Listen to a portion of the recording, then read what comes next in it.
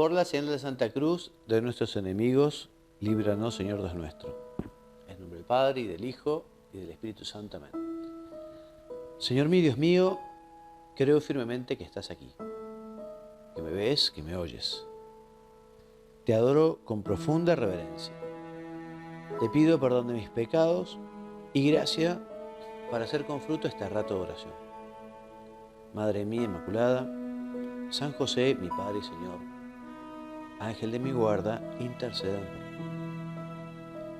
Queridos hermanos, en la meditación pasada de este retiro, comenzamos a meditar la vida de Jesús y la semana pasada nos preguntábamos, bueno, ¿quién es Jesús para mí?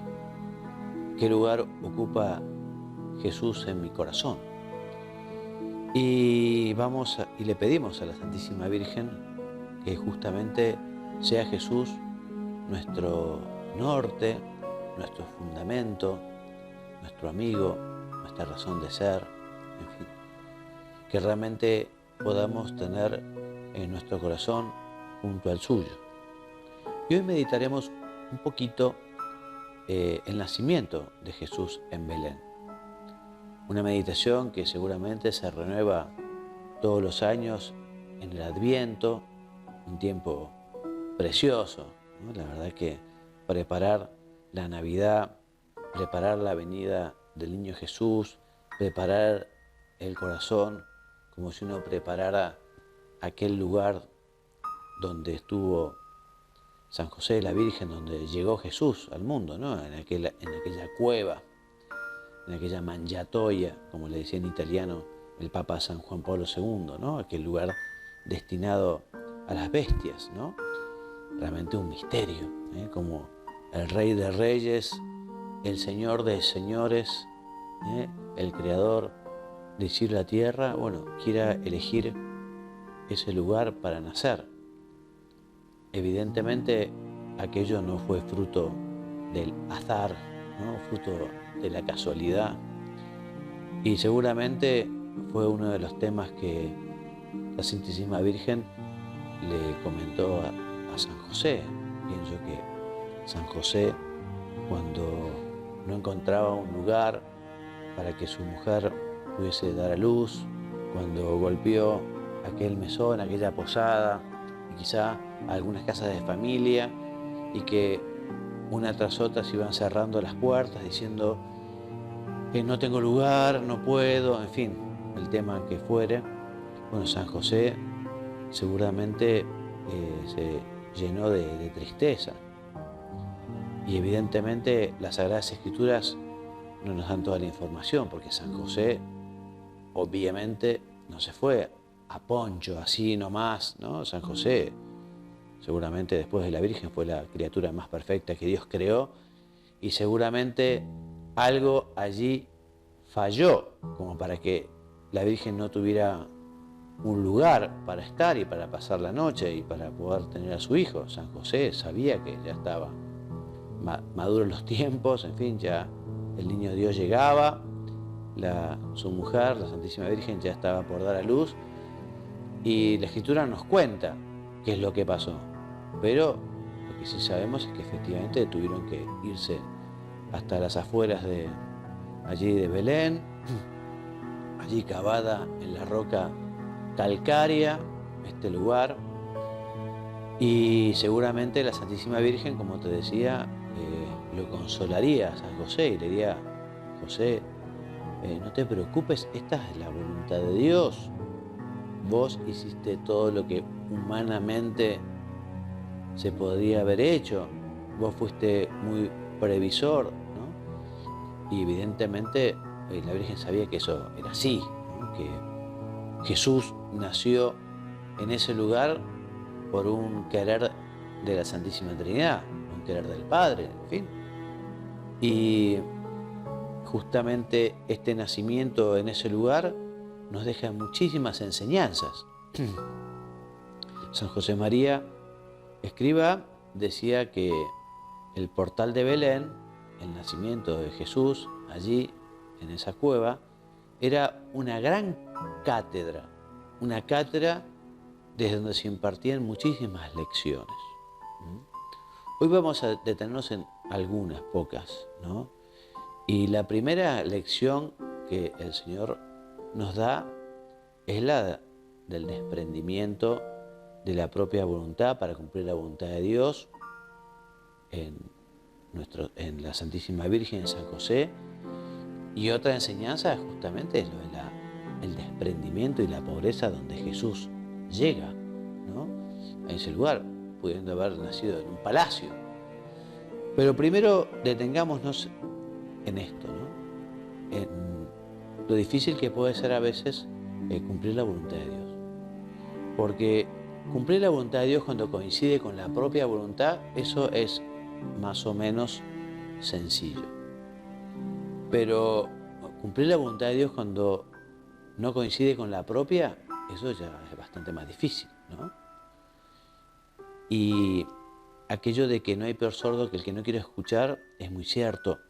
Y pasa muchas veces que uno no es que quiera que no vea o que no escuche la voluntad de Dios, sino que uno tiene, digamos, la propia voluntad de tal manera marcada, fija, que como que no le damos espacio a escuchar la voz de Dios. Bueno, hoy en esta meditación, Jesús, te queremos decir que estamos dispuestos a abrir nuestros oídos, a abrir nuestro corazón, a abrir nuestra alma. Estamos dispuestos a hacer tu voluntad, incluso aunque no la terminemos de entender del todo. Vos fíjate que en la vida de la Santísima Virgen hay muchas veces en las que la Virgen no comprendió la voluntad de Dios. Sin embargo, la aceptaba, ¿no? Por ejemplo, esto, el nacimiento de Jesús en este lugar, la huida a Egipto cuando el niño se pierde a los 12 años, quizá la misma muerte de Jesús en la cruz. En fin, la Virgen se preguntaría, bueno, ¿por qué, no? ¿Por qué? La muerte de Juan Bautista, ¿no? El hijo de su prima, tremendo.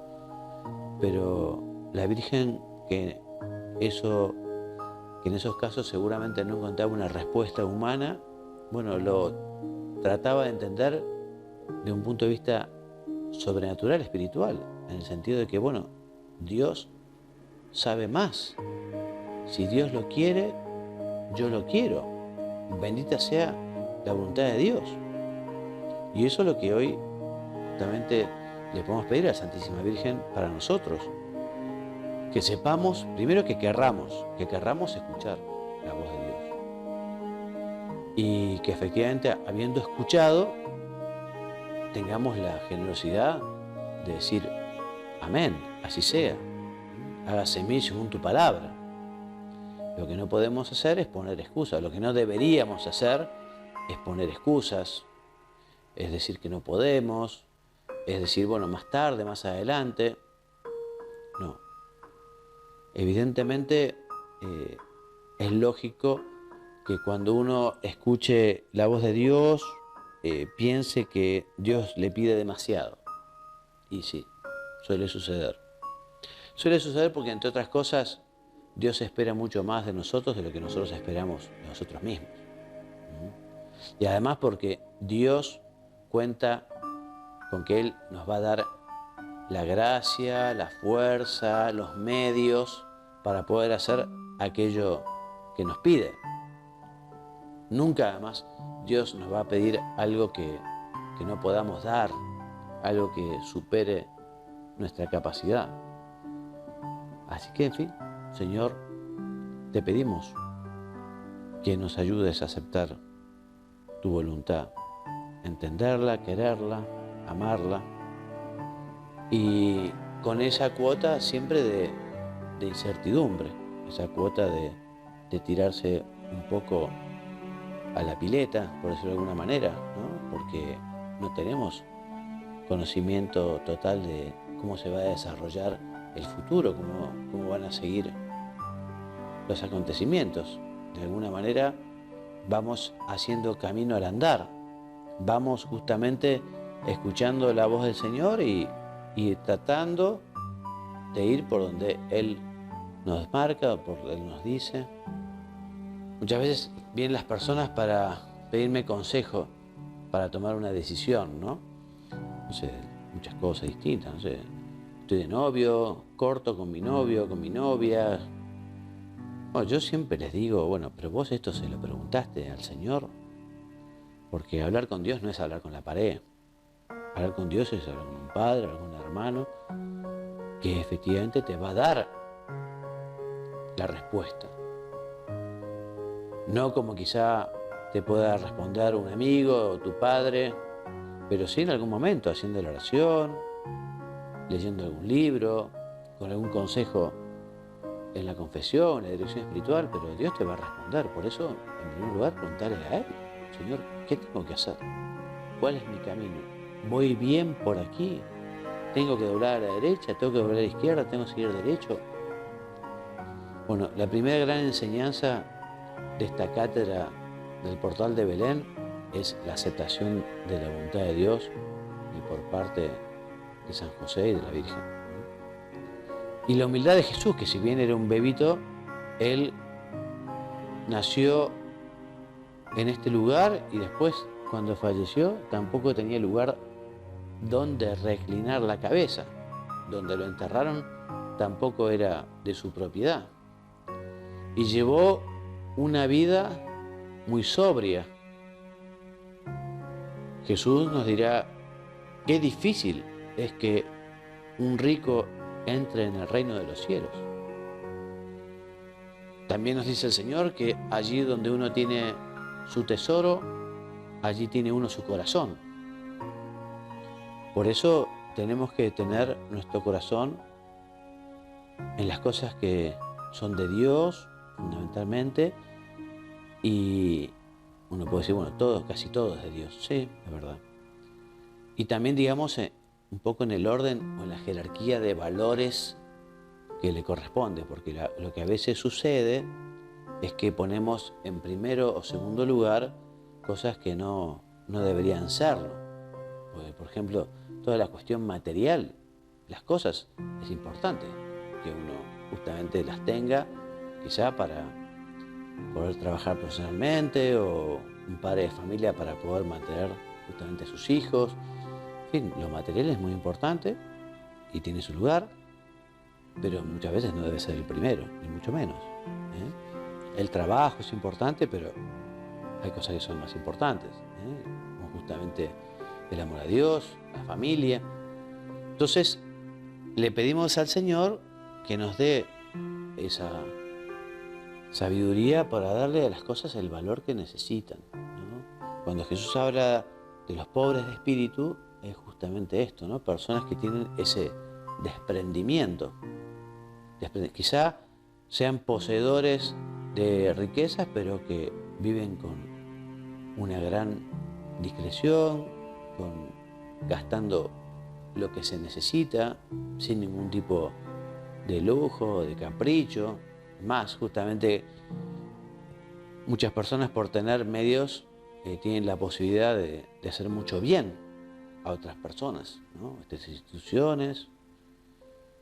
¿Cómo es nuestra pobreza? ¿Cómo es nuestro desprendimiento? ¿Qué valor le damos nosotros a las cosas?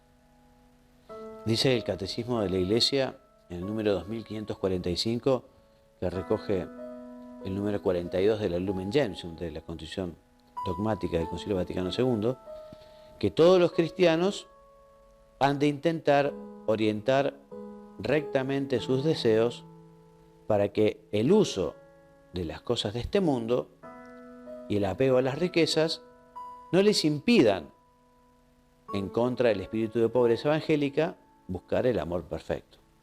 O sea que nosotros las cosas que amamos, también las materiales, tienen que poder estar en el corazón de Jesús.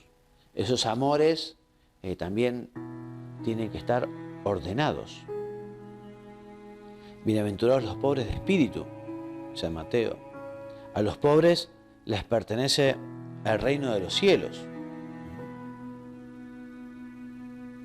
Así que, en fin, ¿cómo andamos nosotros de desprendimiento? ¿Qué valor le damos a las cosas?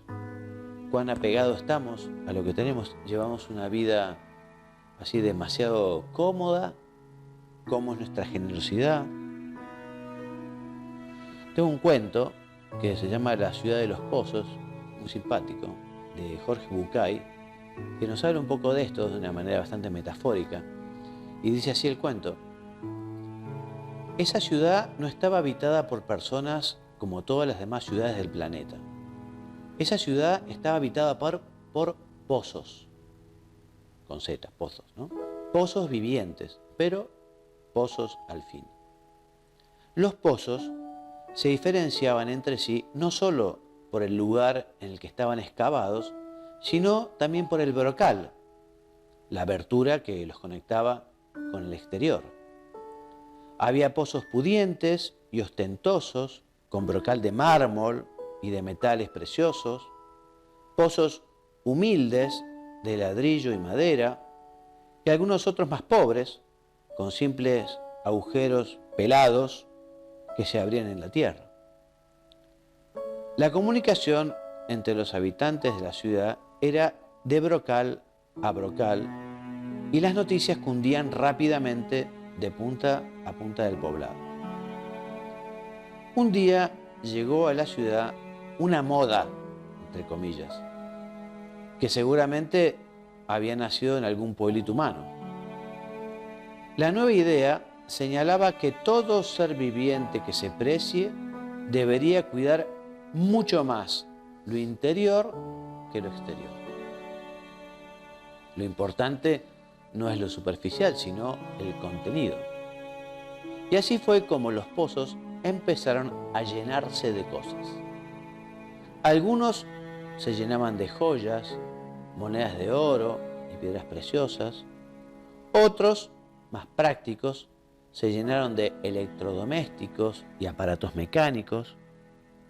Algunos optaron por el arte y fueron llenándose de pinturas, pianos de cola y sofisticadas esculturas posmodernas. Finalmente, los intelectuales se llenaron de libros, de manifiestos ideológicos y de revistas especializadas. Y pasó el tiempo. La mayoría de los pozos se llenaron a tal punto que ya no pudieron incorporar nada más. Los pozos no eran todos iguales, así que si bien algunos se conformaron, hubo otros que pensaron que debían hacer algo para seguir metiendo cosas en su interior. Algunos fue el primero. En lugar de apretar el contenido, se le ocurrió aumentar la capacidad ensanchándose. No pasó mucho tiempo antes de que la idea fuera imitada. Todos los pozos gastaban gran parte de su energía en ensancharse para poder hacer más espacio en su interior. Un pozo pequeño y alejado del centro de la ciudad empezó a ver a sus camaradas ensanchándose desmedidamente. Y él pensó que si seguían hinchándose de tal manera, pronto se confundirían los bordes y cada uno perdería su propia identidad. Quizá a partir de esta idea se le ocurrió que otra manera de aumentar su capacidad era crecer, pero no a lo ancho, sino hacia lo profundo. Hacerse más hondo en lugar de más ancho. Pronto se dio cuenta de que todo lo que tenía dentro de él le imposibilitaba la tarea de profundizar. Si quería más profundo, debía vaciarse de todo contenido. Al principio tuvo miedo al vacío, pero luego, cuando vio que no había otra posibilidad, lo hizo. Vacío ya de posesiones, el pozo empezó a volverse profundo, mientras los demás se apoderaban de las cosas de las que él se había deshecho. Un día, sorpresivamente, el pozo que crecía hacia adentro tuvo una sorpresa. Adentro, muy adentro y muy en el fondo, encontró agua. Nunca antes otro pozo había encontrado agua. El pozo superó la sorpresa y empezó a jugar con el agua del fondo humedeciendo las paredes, salpicando los bordes y por último sacando agua hacia afuera. La ciudad nunca había sido regada, más que por la lluvia, que de hecho era bastante escasa. Así que la tierra alrededor del pozo, revitalizada por el agua, empezó a despertar. Las semillas de sus entrañas brotaron en pasto, en tréboles, en flores y en tronquitos endebles que se volvieron árboles después. La vida explotó en colores alrededor del alejado pozo, el que empezaron a llamar el vergel. Todos le preguntaban cómo había conseguido el milagro. Ningún milagro, contestaba el vergel. Hay que buscar en el interior, hacia lo profundo. Muchos quisieron seguir el ejemplo de Vergel, pero desandaron la idea cuando se dieron cuenta de que para ir más profundo debían vaciarse. Siguieron ensanchándose cada vez más para llenarse de más y más cosas. En la otra punta de la ciudad, otro pozo decidió correr también el riesgo del vacío y también empezó a profundizar. Y también llegó al agua y también salpicó hacia afuera, creando un segundo oasis verde en el pueblo. ¿Qué harás cuando se termine el agua?, le preguntaban. No sé lo que pasará, contestaba, pero por ahora, cuanto más agua saco, más agua hay. Y pasaron unos cuantos meses antes del gran descubrimiento. Un día, casi por casualidad, los dos pozos se dieron cuenta de que el agua que habían encontrado en el fondo de sí mismos era la misma. Que el mismo río subterráneo que pasaba por uno inundaba la profundidad del otro. Se dieron cuenta de que se abría para ellos una nueva vida. No solo podían comunicarse de brocal a brocal, superficialmente, como todos los demás, sino que la búsqueda les había deparado un nuevo y secreto punto de contacto. La comunicación profunda que solo consiguen entre sí aquellos que tienen el coraje de vaciarse de contenido y buscar en lo profundo de su ser lo que tiene para dar. Y me gusta mucho este cuento porque es lo que Jesús nos dice, ¿no? No podemos llenar nuestro corazón de cosas como aquellos pozos.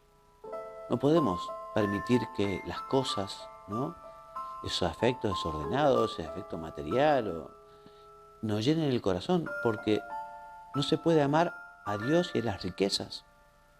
No podemos tener lugar para Jesús y también para los placeres desordenados, para el egoísmo, para la vanidad, para el materialismo. Esa es la pobreza de espíritu, ese vaciarse para que efectivamente Jesús pueda llenar nuestro corazón.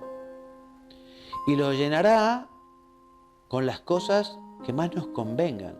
En ese sentido, también tenemos que tener una gran fe, porque si efectivamente vaciamos nuestro corazón, Dios nos hará felices y nos dará cosas que quizá nunca se nos ocurrieron, nunca pensamos, pero mucho mejor de aquello que podíamos llegar a imaginar.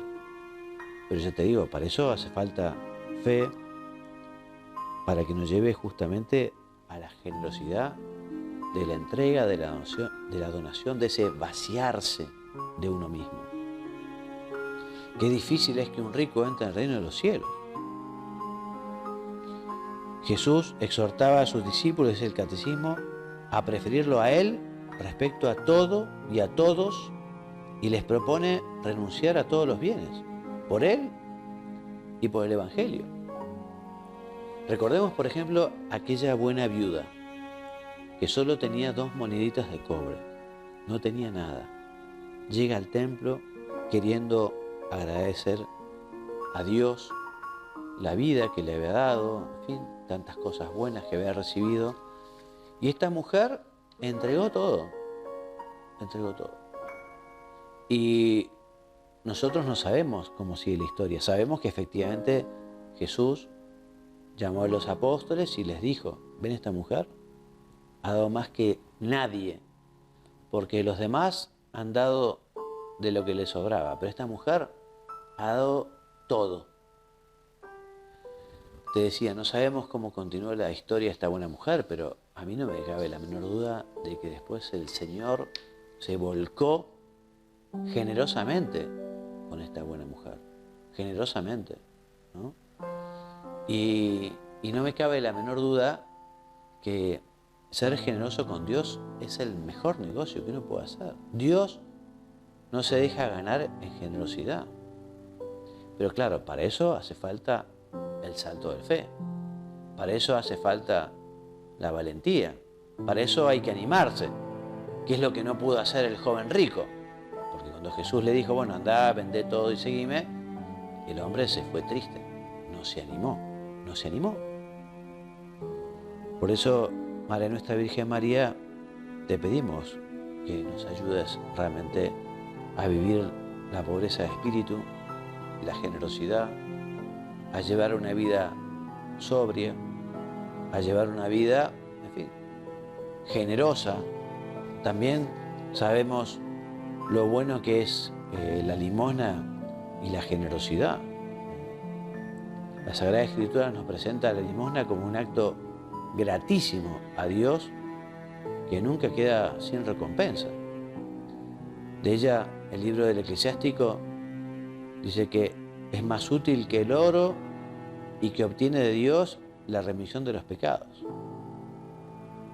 En el libro de Tobías, el arcángel San Rafael dice que vale más hacer limosna que atesorar, y que salvar de la muerte y purifica de todo pecado. Bueno, ¿cómo andamos nosotros de generosidad en nuestra limosna? Jesús nos dice, dad y se os dará.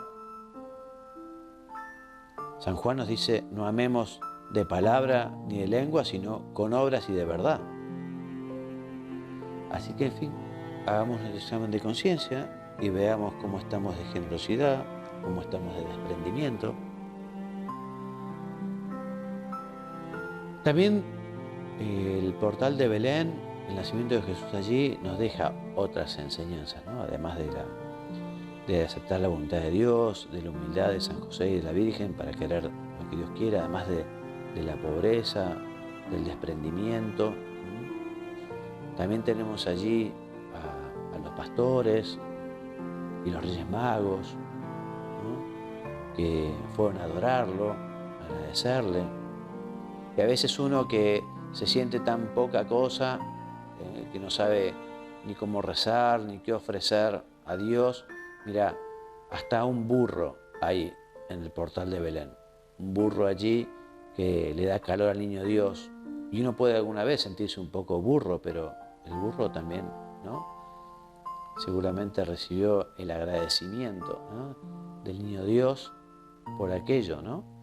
O sea que ahí en el portal de Belén tenemos que encontrar justamente la respuesta a muchísimos de nuestros interrogantes. Viendo allí al niño Dios, viendo a San José, a la Virgen, tenemos que animarnos justamente a poder tener esa generosidad.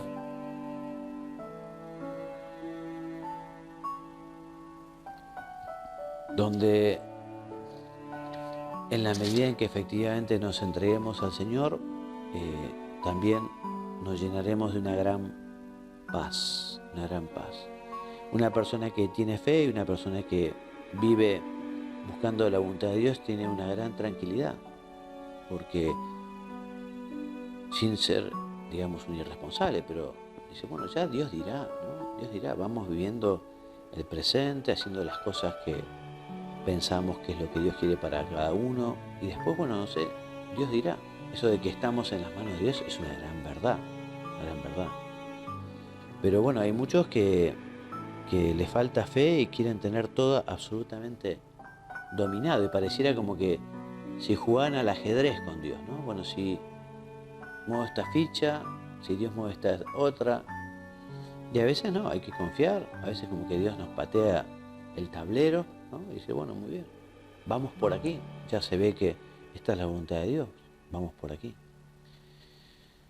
Bueno, terminamos nuestra meditación agradeciéndole a la Santísima Virgen su amor y su docilidad, el cuidado del niño Dios cuando era bebito. Le agradecemos a la Santísima Virgen todas las gracias y favores que nos consigue de Dios. Hoy le pedimos estas dos cosas, ¿no? Al terminar este rato de oración. Uno, el saber escuchar la voz de Dios para ponerla por obra. Y dos, que vivamos el desprendimiento, la pobreza cristiana. Que realmente seamos personas generosas con lo que tenemos y que llevemos una vida sobria, templada, una vida, digamos, como la debería llevar todo cristiano, ¿no? Según sus circunstancias, ¿no? Pero alejado de la vanidad o del materialismo, alejado de esa idea de llenar el corazón de cosas superfluas que justamente nos separan de Dios. Terminamos entonces con nuestra oración, con la misma oración con la que comenzamos hace un ratito. Te doy gracias, Dios mío, por los buenos propósitos, afectos e inspiraciones que me has comunicado en esta meditación. Te pido ayuda para ponerlos por obra. Madre mía Inmaculada, San José, mi Padre y Señor, Ángel de mi guarda, intercedan por mí. En el nombre del Padre, y del Hijo, y del Espíritu Santo.